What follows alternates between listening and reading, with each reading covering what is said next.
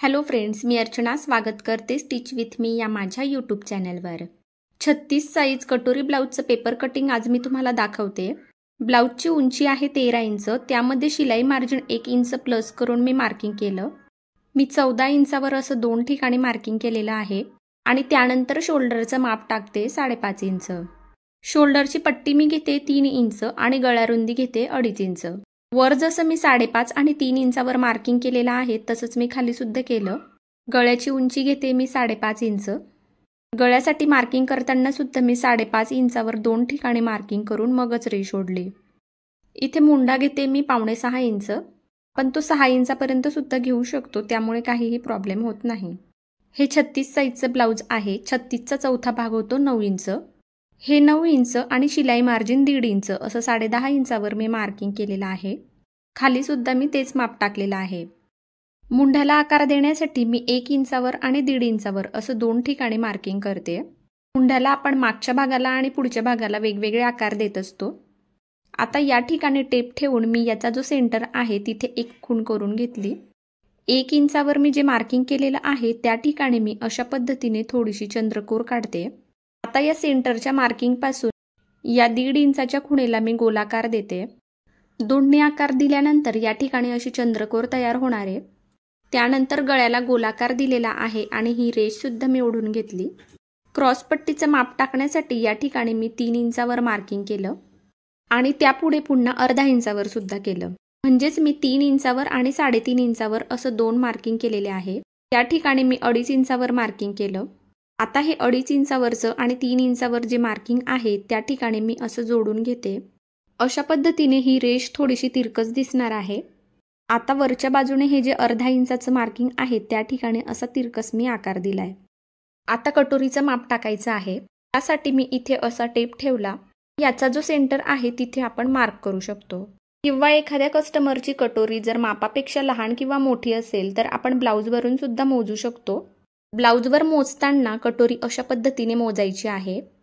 आपण हे माप सुद्धा वापरू शकतो, पण मी असा टेप ठेवून याचा निम्मे काढून घेतला आणि याच्या सेंटरवर मार्किंग केली। आता मुंड्याचा जो 1 इंचाचा आकार आहे इथून मी असा तिरकस टेप ठेवलेला आहे आणि 2.5 इंचावर मी मार्क करते। बरोबर 2.5 इंचावर मी मार्क केलेलं आहे।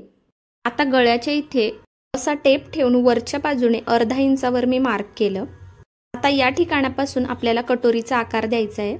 गळ्याजवळ मी थोडी तिरकस रेषा ओढून गोलाकार दिला, त्यानंतर खाली सरळ सरळ आले। आता सर्व मार्किंग करून झालेलं आहे। मुंड्याचा जो खालचा आकार आहे तो पुढच्या भागासाठी आहे आणि वरचा जो आकार आहे तो मागच्या भागासाठी आहे। आता या सर्व भागांचं कटिंग करायचं आहे। ब्लाउजचं माप काढण्याच्या पद्धती ह्या प्रत्येकाच्या वेगवेगळ्या असतात, म्हणून आपलीच पद्धत बरोबर आहे असं म्हणणं अगदी चुकीचंच आहे।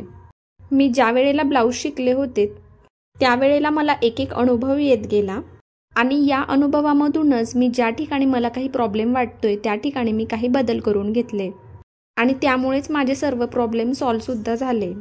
ब्लाउजचा पुढचा भाग काढण्यासाठी मी खालचा भाग कापते। मागच्या भागाची कटिंग मी इथे केलेली नाहीये। पेपर कटिंगचे माझे अजूनही काही व्हिडिओ आहेत, त्याच्यामध्ये मागच्या आणि पुढच्या भागाची दोन्ही कटिंग तुम्हाला बघायला मिळतील। साइड पीस, कटोरी आणि क्रॉस पट्टी असे 3 भाग मिळालेले आहेत। ही कटोरी वाढवावी लागणार आहे, त्यासाठी एका वेगळ्या पेपरवर ती अशा पद्धतीने ठेवायची आहे आणि सर्व बाजूंनी मार्किंग सुद्धा करायचं आहे। सर्व बाजूंनी आता मार्किंग केलेलं आहे। याच्या एका टोकापासून दुसऱ्या टोकापर्यंत मी मोजते आणि याचा जो सेंटर आहे त्यावर आपल्याला खूण करायची आहे। आता या सेंटर पासून खालच्या बाजूने मी 1.5 इंचावर मार्किंग करते। आता माझ्या उजव्या बाजूने आपल्याला वाढवायचे। ही रेष जी दिसते ती सरळ आहे, त्यानुसारच मी टेप असा सरळ ठेवते आणि त्या टोकापासून 1.5 इंचावर मार्किंग करते। रेष पण लगेच ओढून घेते मी। आता माझ्या हाताच्या डाव्या बाजूने वाढवायचे। या ठिकाणी क्रॉस पट्टीचा थोडा तिरकस आकार आपल्याला आलेला आहे, म्हणून इथे टेप ठेवताना थोडा तिरकस ठेवायचा आहे। जास्त तिरकस पण नाही आणि सरळ सुद्धा नाही, तर थोडासा तिरकस ठेवून 1 इंचावर मी मार्किंग केलं।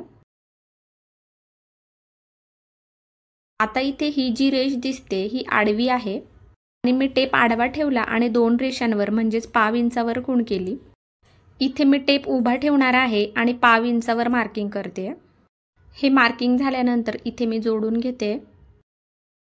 या बाजूने आकार देण्यासाठी वरच्या बाजूने या रेषेला समांतरच यायचं आहे।